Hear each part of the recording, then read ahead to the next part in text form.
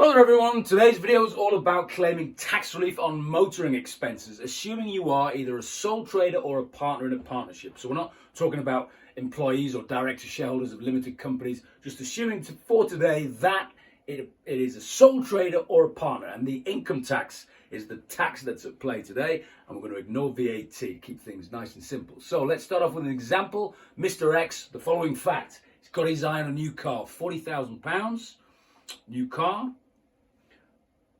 Business travel in the year, 20,000 miles. Personal travel, 10,000 miles. So total, 30,000, of which 2/3 is biz. Next, annual repair costs, new tyres or whatever on the car. Let's just assume it's £2,000. The fuel costs, so the petrol that he's putting in here, £5,000 a year. So, how does he claim tax relief on all that? Well, HMRC say, look, we're going to give you a choice, and that you either do one or the other. When you get a car, on that car, you have to choose which way to do it for year one and for the life of the car that it's in your business. You can't change the method each year. If you changed your car every year, yes, you could, but as soon as you've got that car and you've got that particular car that you're using in the business, you've got to stick with the method, which I'm about to tell you, either one or two. So, method number one, claiming a mileage. Now, the mileage rates from HMRC are meant to cover things like not only fuel, but wear and tear and various things. So they're quite generous. So the mileage rate would be 45p for the first 10,000 miles and 25p for everything thereafter. Now, in this example, this guy does 20,000 business miles a year.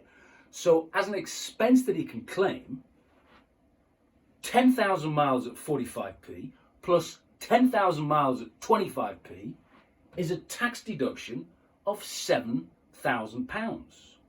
So in this case, the car, it's not shown on his sole trader balance sheet. It's like it's kept outside of the business and he's charging his own business for mileage. And it's a P&L deduction. It's an expense in his sole trader accounts.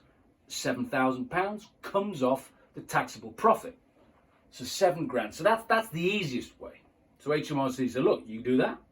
That's option number one, or option number two, and you choose. So option number two says, right, okay, what are all the expenses in the year? Well, we've said the repairs are £2,000, the fuel is £5,000, total £7,000 a year, to which you then apply the business use percentage. So he drives the car 2/3 of the time for business.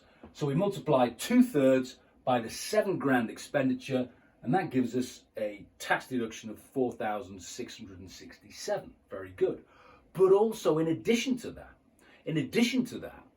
we say that actually the car is on the books of his sole trader business, and we can also claim capital allowances, which is just tax jargon for depreciation. So writing off the cost, the purchase price of this £40,000 car over time gets tax relief for that as well.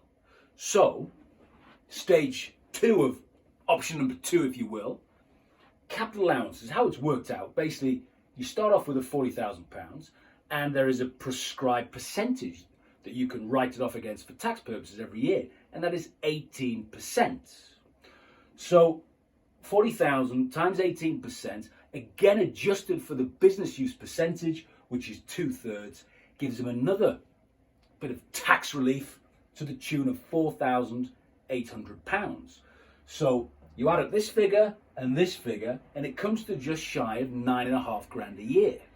Now, compared to option one, it's a lot higher.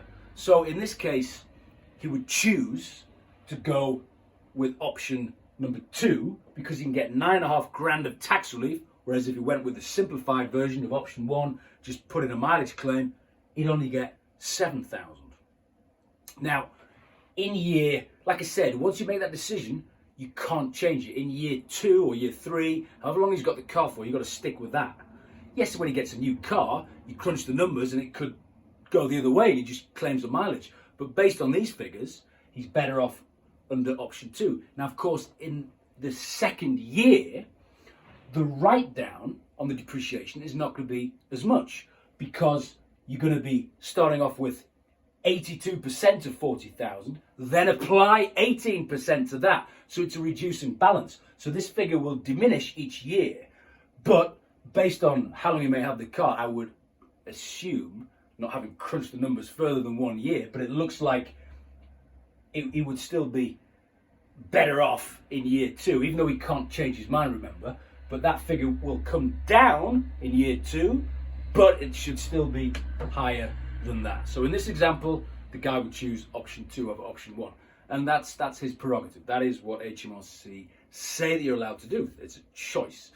Whatever's the most beneficial for you. So just an overview there on the tax relief for motoring expenses if you are a sole trader or a partner in a partnership.